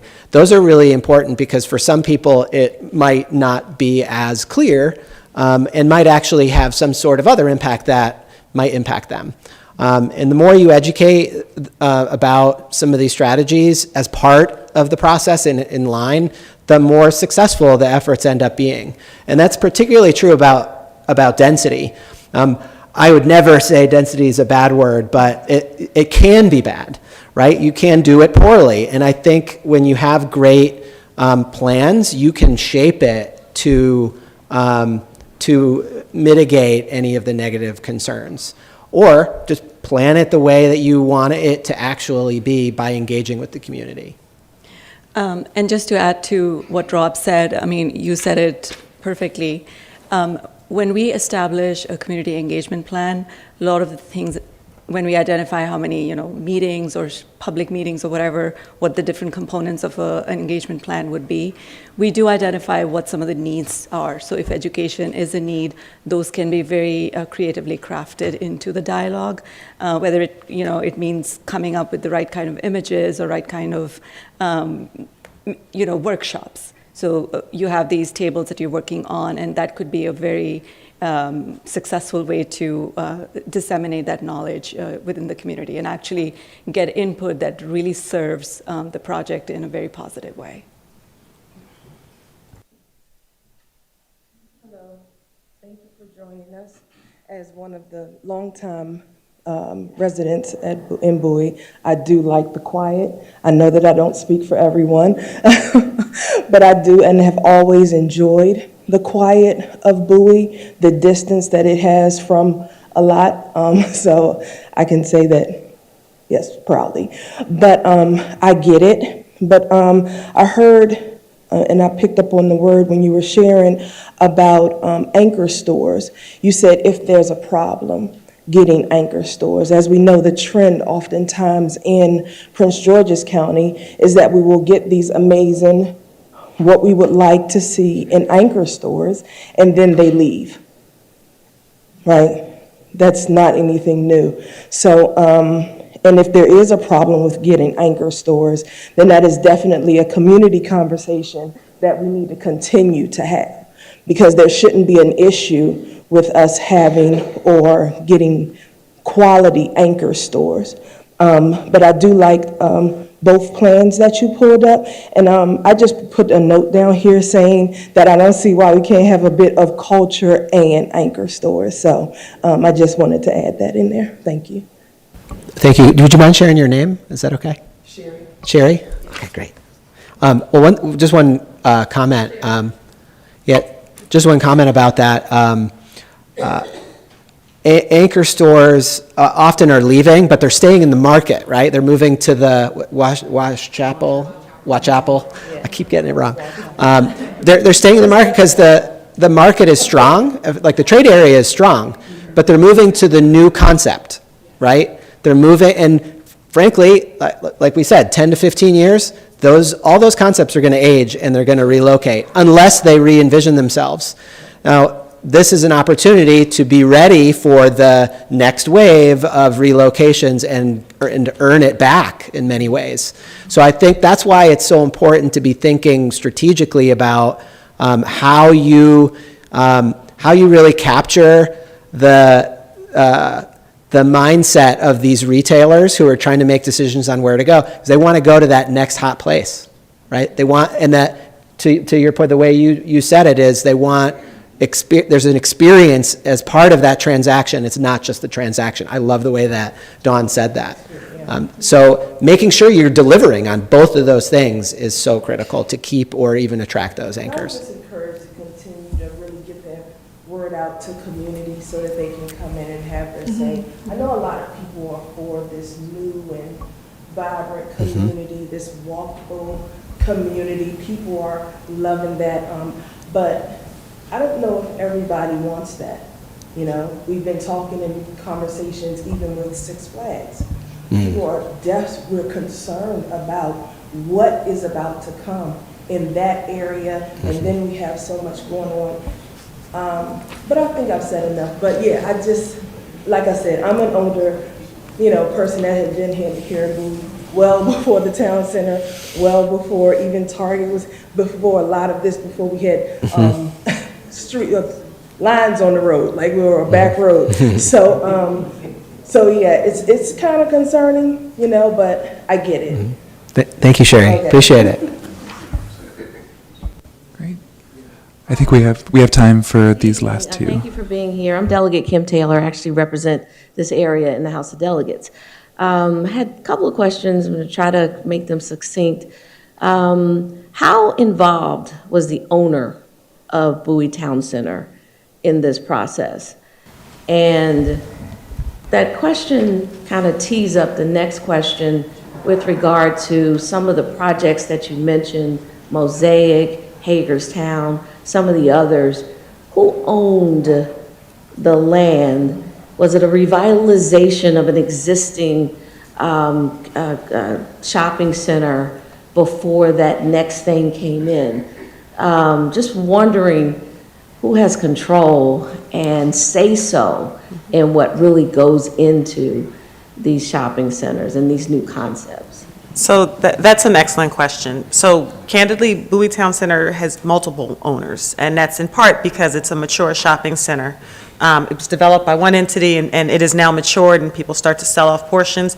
And you're right, when you talked about some of the other projects, when they were built, and they were new shopping centers, not a redevelopment, which is a little bit different with what we're doing here, there was one owner that was able to come in and put together a plan. So we did identify that as a concern, and that's why we talk a lot about this idea of co-creation, ensuring that we're able to pull all of those key stakeholders. So we talked about the community, but all of the owners, and make sure that we're able to get buy-in and align on a vision so that everybody is swimming in the same lane and working together to put together a concept that works. There are, I think, to the town center's credit, there are some owners that have kind of critical mass, and once you have that critical mass, it allows them to make a decision over a larger portion.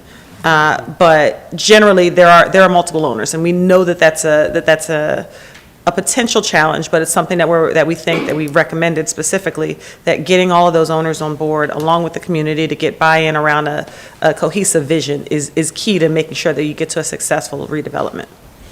Yeah, and kind of what happens in the meantime.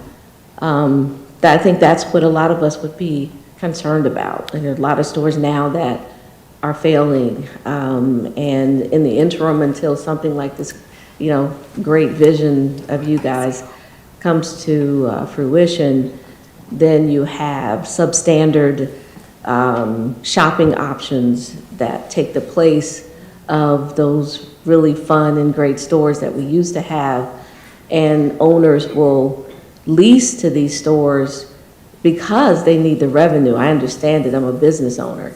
But, like, how do you stop the wave down before you get to the ultimate great vision? And a lot of that, I think, was why we came up with the concept of a phase zero that starts to build that momentum around developing that new cohesive vision. So you can start, and I think the goal really is to start the phase zero concepts initially, and that's starting to create the momentum, and that helps to gather buy-in from all of the owners because they're starting to see, early benefits from that. But so I think the general answer to your question is by using some of the strategies that we suggested in phase zero to start to create that excitement and that momentum around what might be coming in the future. Yeah, that's great. And just adding to that, we made a suggestion about a music hall. But we also believe that to create a sense of belonging, that idea also would be great if it comes from the community, because we absolutely, as part of Phase Zero, want to recommend something which the community feels really excited about. Yeah. And that's kind of like the starting point of that journey, right? Like you bring people in, you create that excitement, retailers see that, and they want to start to do improvements in their end, and then the bigger retailers see that. So it's kind of like a chain reaction. But if that starting point is right and done at the right time, I think it can start to create that catalyst effort that can go a long way in establishing success. Okay, now last question, I promise, just really quick. I'm thinking about revenue and revenue for the city. The cultural proposal, the children's cultural proposal with the promenade in the middle, I think is great. I just wonder if you think at all about, or the city thinking about, the difference in the revenue opportunity from, fully occupied shopping center with stores, anchor stores, restaurants. If you switch to a cultural center type proposal, is the revenue to the city greater? Is it less? Is it about the same? I think these are all the things that the city might want to know. Ideally, by incorporating these cultural components, the high tide raises all ships. The idea is that by incorporating the cultural components, you make a more active center where you're bringing more people in, so you're raising revenue for everyone. That's the goal. And a lot of the cultural components, the goal was to include them as a component along with some of the retail and potentially the residential and potentially, although office market is saturated. I saw a lot of restaurants. But it's a component. So you're not necessarily doing that, to the exclusion of other uses. The goal there is to use that to draw more people in, and then you're raising the revenue, or you're making it a more successful project for everyone. Yeah, and I think one of the things that we're trying to promote through cultural experience-based retail, right? Remember, you're not just competing against Crofton or Annapolis, you're competing against Amazon.com. Like, what makes people get out of their couch and actually shop? It's not Verizon store. You can do that online. Most people can do that online. It's what makes me want to bring my kids outside and spend 3 hours of my Sunday hanging out at Bowie Town Center instead of going to Annapolis or Washington, D.C. I think cultural programming for us was like another code word for how do we make it a more of an experience-based destination. And I think in the long term, if we look at Mosaic, if we look at District Wharf, if we look at National Landing, that's kind of the general trend that people are going toward. And we can do quick things like closing down the plaza, bringing out bistro chairs so that people can dine outside. And those are quick experience-based things that you can do at very low cost. Okay. Go ahead, Lou. In terms of the profitability of the cultural events, venues, I think in this plan, when we're talking about cultural things, we think about two possibilities. One is to raise your own community activities, nurture the new community spirits and people's gathering. And when you gather people, as Don said, you have a lot of additional spin-off benefits. But also now there's, because the cultural, kind of cultural retail is a new trend. And a lot of the new stores, they have a cultural basic components, but they are commercial. So can be very profitable also. Yeah. And I want to add just a couple of things, too, to your questions. One, I know we have another question, but I thought it was really important. One was around your, oh gosh, did it slip my mind? Oh no. One of them was about your question about, the music and whatnot. I think one of the things that I said was about how plans can inspire, and they can inspire the investors themselves. Right, so it becomes a signal to the market that this is where things really should be happening, and so that's one way to get the property owners on board to actually take action and try to attract these things for us. I would suspect that this effort and then an effort for community engagement will start to bring those property owners to the table. They certainly should be outreached to bring them to the table so that they can really participate and learn that, wow, they're actually signaling to me that the city is going to invest here both from a planning standpoint, but hopefully also from a fiscal standpoint. And that'll help inspire them to invest as well. And then the other piece was about, for the cultural venue, if the city were doing it. I mean, I think those are great conversations to have as part of the effort and the initiative. There is a balance there. Speaking for in my work world, getting a cultural destination is a high priority. It's very hard because private sector doesn't necessarily see the value unless they can really demonstrate that they will raise their rents will raise or their revenues will raise commensurately with whatever space they're giving up. So cities think about it the same way. Yeah, so it's a good community conversation to have about what that trade-off might be, or if there even is a trade-off based on higher values. Yeah. Okay, thank you. Sorry to keep you waiting. No problem, all good questions. Hi, my name is Dawn Eberly. I'm a 25-year resident of Bowie. My kids were born here, raised here, and they're still here. I really appreciate the broad base of experience that you all bring to this process and everything that you've offered. My questions are more based on kind of where we are now and who is in charge of the process going forward. Obviously, you've got some key recommendations here in creating plans and creating vision and putting that down. Is that your team that is going to be following that? Does that defer to city council or the city planner? Does it defer to the county?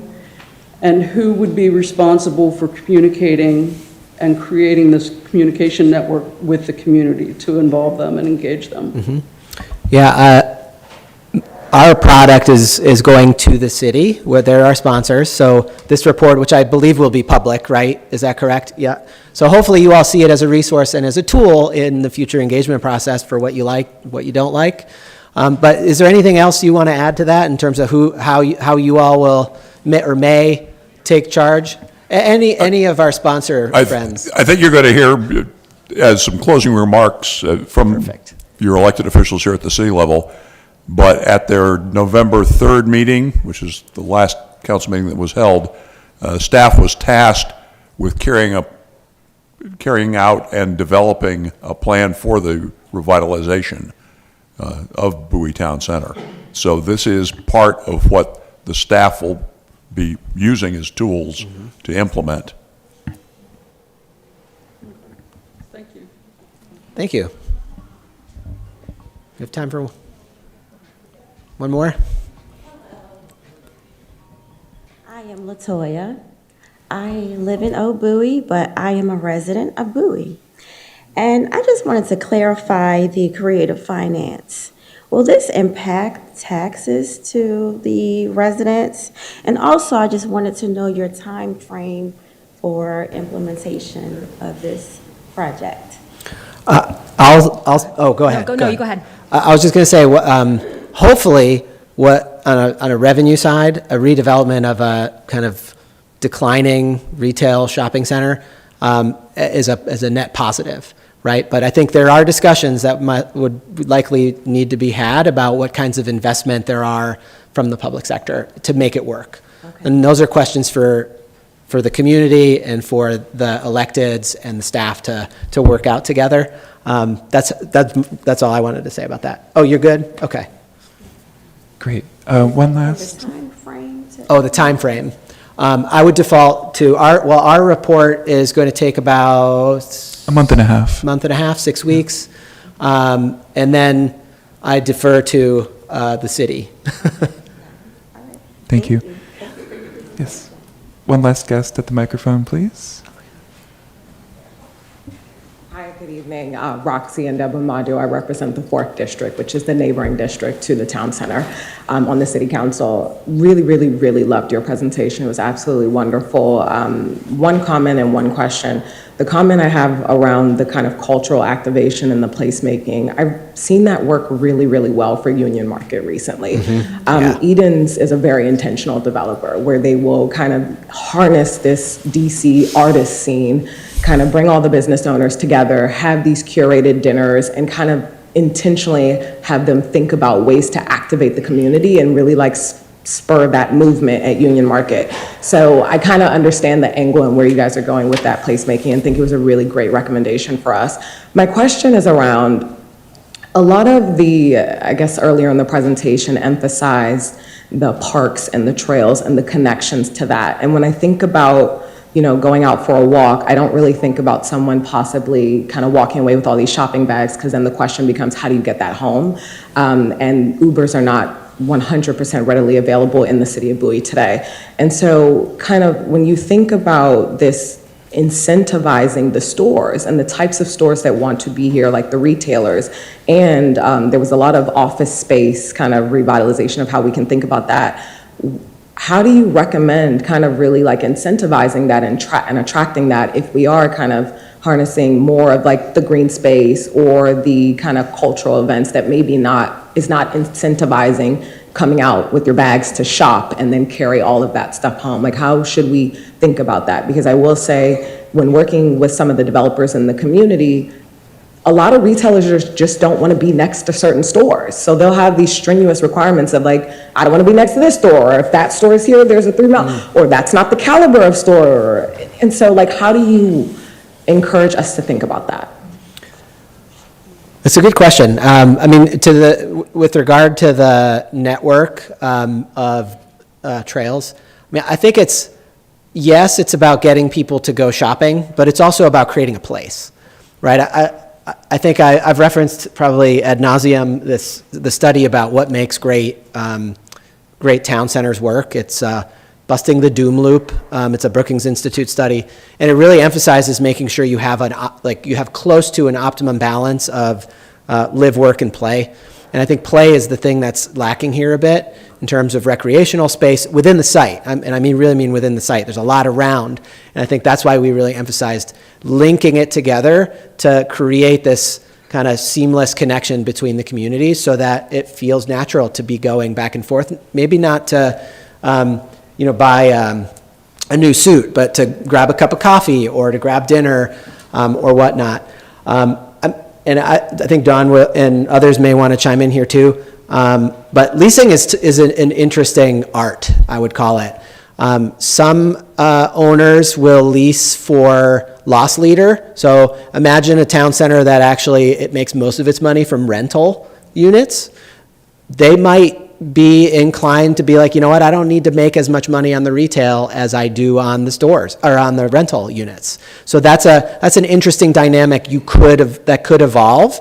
It becomes less of a priority to make money off each individual lease versus creating a curated symphony of the right types of retail. Otherwise, you wind up with I just got to get my lease signed, right? And I think a lot of owners will have those same requirements. We have a standard or a bar for the types of retailers. That's a tough one to navigate, I think, from a planning perspective. I don't think there's an easy way to direct an owner to lease to certain types of companies, unless it's a use tool. But I'll pass it on to any others on the team here. Just sharing a personal experience with kids growing up. One of our favorite pastimes was to basically on the weekend take a bicycle. All four of us, we would go to a retail center, a bike there. So when there was that connectivity, that allowed us to do that. So you would basically have a backpack with you, and then over there, the price for doing that and getting their kids involved was to get a good lunch when you're there. So essentially, we weren't going there to purchase something. It was just the experience. So when we think about some of the cultural uses, one of the other things that we would do often was Pretend Museum was an establishment where the kids would go and pretend to be a doctor or a construction worker or whatever. And then that would also sort of create that a day-long experience that you go there, you engage in that activity, and after you're done, you're basically going to a restaurant. And then on the way, you may pick up, you may want to go to Sephora or you want to go to Target and pick something up.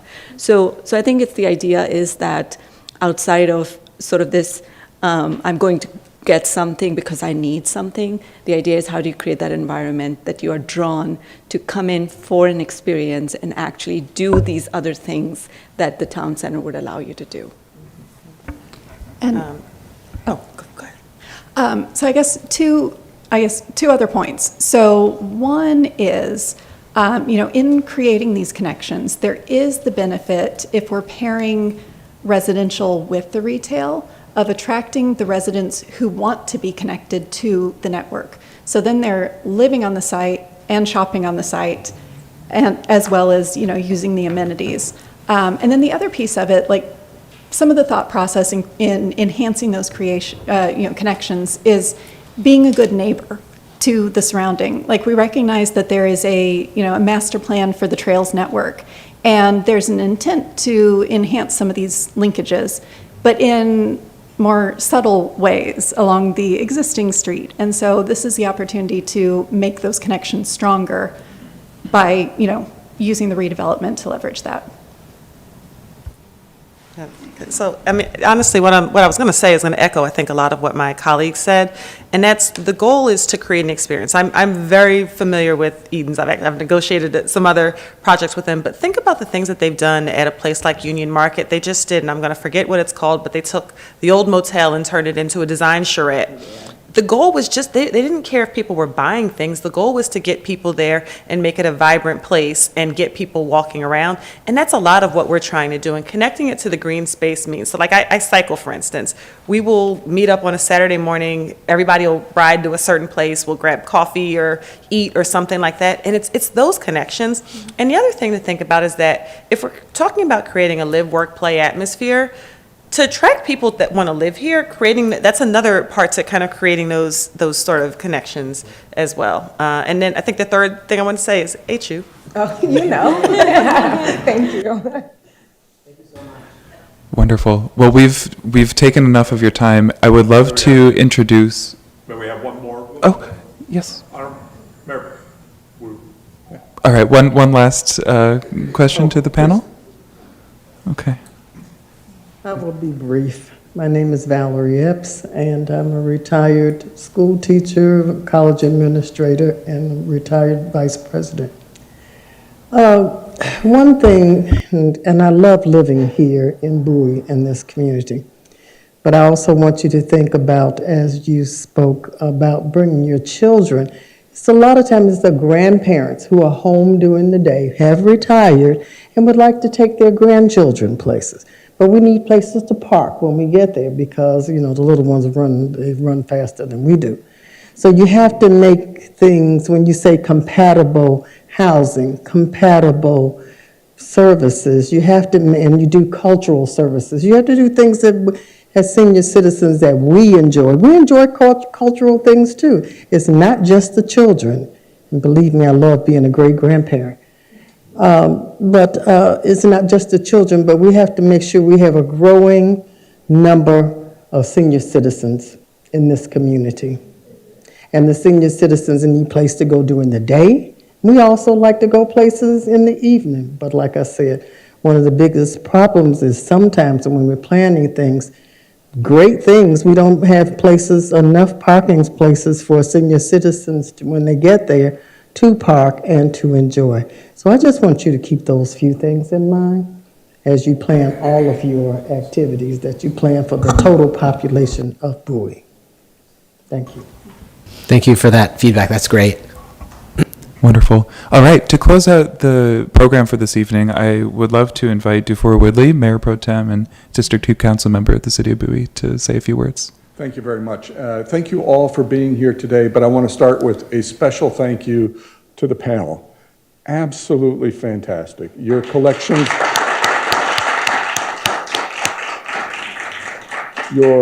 your level of participation, your enthusiasm, your expertise, your knowledge, your ability to work together in what amounts to a flash. A flash project, 2 days, spin it around and have a comprehensive slideshow put together and a program that will be drafted out into a full report later on. We can't thank you enough. It's fantastic work and very much appreciate it. And this represents really the beginning of our effort for this project. I want to start by going to the Wayback Machine. I moved here to the area in 1991. My wife grew up here, so I'm still a newcomer. And when we walked out the door, we didn't have the Bowie Town Center. It was a diaspora. When you went shopping, you went north, south, east, or west, but you didn't stay in Bowie. And then in 2001, we got the Bowie Town Center, and boy, was that something. And for those that don't remember, in its peak, we had people lined up all the way back to the exit ramp from 50, down that exit ramp, for people waiting to get into the town center during the holiday shopping season. It was huge. There is a life cycle, as has been mentioned already, and this is why we're here. This is why we're so engaged and enthused about this, because it cannot happen just in an instant. There has to be a plan. The last one took a long time coming. This one will take, hopefully not as long as the 30-year or 50-year visions out there. I'm a short-term kind of guy here. I'm thinking, oh, gee, I have it tomorrow. But we know that won't happen. So this is really exciting. There's going to be ample opportunity and a commitment on the part of the city to get public input, engagement from the community, as well as engagement from current, future owners of the property, people who work there, people who own businesses there. This is the beginning of the formulation of a vision, and one that will have an evolutionary process of its own. We've already, I love this concept of ground zero, day zero. What can we do right now before we get to what I like to think is real buildings, concrete buildings, a term that I hadn't heard before, single stair buildings. That was excellent. I'm gonna have to go look that up and learn more about it, but I liked it just from the one little snippet that I saw. So thank you for everybody for being here. We look forward to everybody participating again in the future. I do want to thank a number of folks in addition to the panel. I know that Mr. Hall and Mr. King did excellent work on the Bowie staff here, getting this all orchestrated. Very much appreciate it. We have my colleagues here. Mr. Clinton Truesdale, he's one of our council members, as is Wanda Rogers, and we have Dennis Brady, and we had Roxy and Deborah Madhu as well in the back, which you heard from earlier, and you had Kim Taylor here, who is our state delegate. There is commitment on the part of leadership. It's really reflects our interest. There are 5 of the 7 of us are here this evening. The other 2 are, I'm sure, equally committed to it, but you know, we have day jobs that are out there, so you can't be everywhere all the time and be everywhere. So this community is in need. We've heard it's one of the big things. It's either traffic or talk to me about restaurants and amenities. That's what we hear about, and this is how we fix it. So we're looking forward to this journey, and I thank everybody very much. Let's see if there's anybody else that I missed. I think not. Thank you very much, everybody, again, and particularly to our panel here. Absolutely fantastic work. I look forward. Thank you. Mr. Mayor, I will note, Mr. Mayor, the Secretary of Housing, the State Secretary of Housing popped in today as well to check in on us. So wonderful. That's another one to thank. It's great to see that it rises to all levels, the interest and enthusiasm. Exactly. So thank you very much. All right, thank you all. Get home safe and happy holidays to you and your loved ones. Take care.